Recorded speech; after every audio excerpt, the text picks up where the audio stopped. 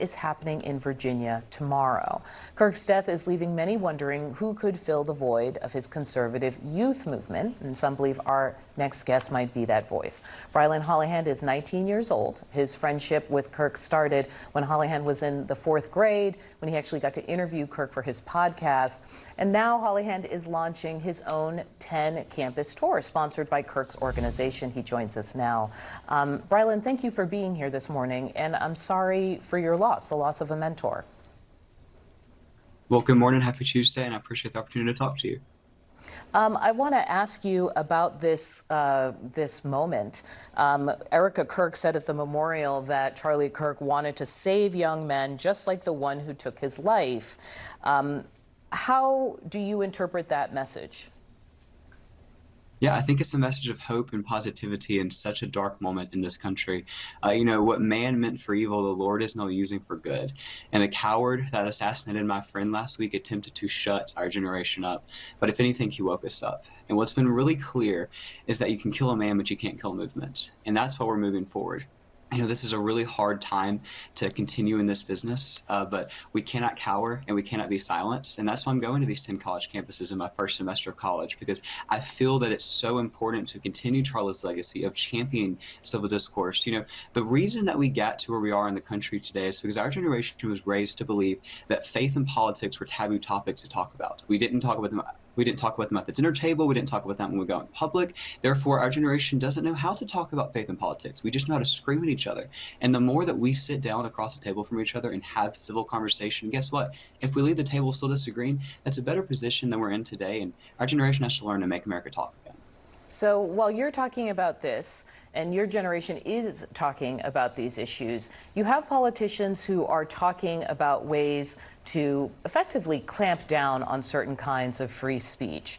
And as somebody who's, again, trying to have this conversation on college campuses, how do you feel about that? Because we've heard people, even like Ted Cruz, right, talk about the Jimmy Kimmel suspension. And do you worry about clamping down on free speech, just as you're trying to ramp up? Yeah, well, I agree with Senator Cruz on this. I've spoken to him privately about it. I'm a free speech absolutist, and as much as I disagree with Jimmy Kimmel's opinion, I agree with his opportunity to share said opinion. ABC has the opportunity to pull him off the air if they disagree, but there's no reason that the federal government should get involved in a situation like that.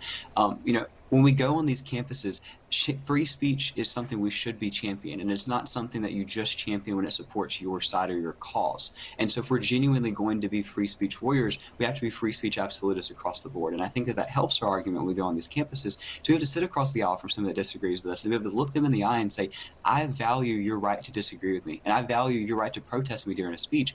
Talk to me. Have a conversation. Let's sit face to face and not just talk through the phone screen. And that's something I want to be really clear. Charlie could have very easily sat in his podcast studio for the rest of his life and talked to our generation through a screen, but he genuinely valued that face-to-face conversation, putting down the phone, putting down social media, looking up here in the eye and talking.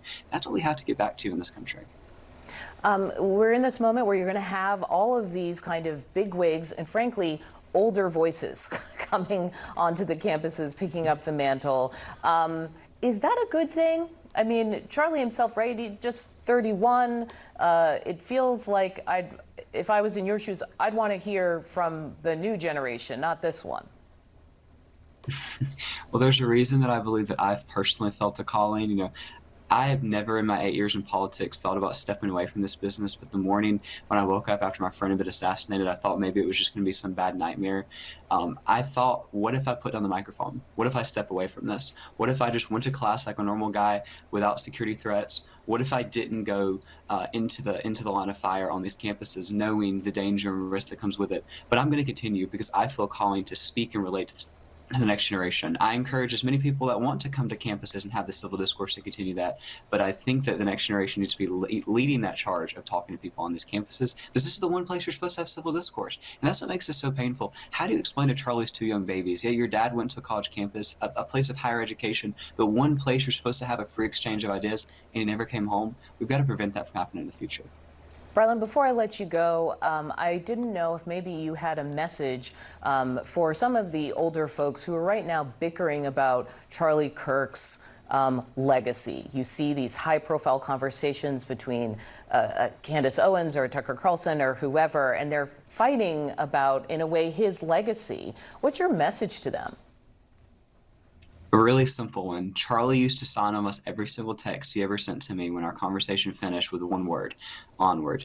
And that is my message to our party right now. That's our message to our movement, onward. We've got to keep going. We've got to pick up the baton and run with it. Charlie ran a heck of a race, and we've got a lot farther to keep going with it.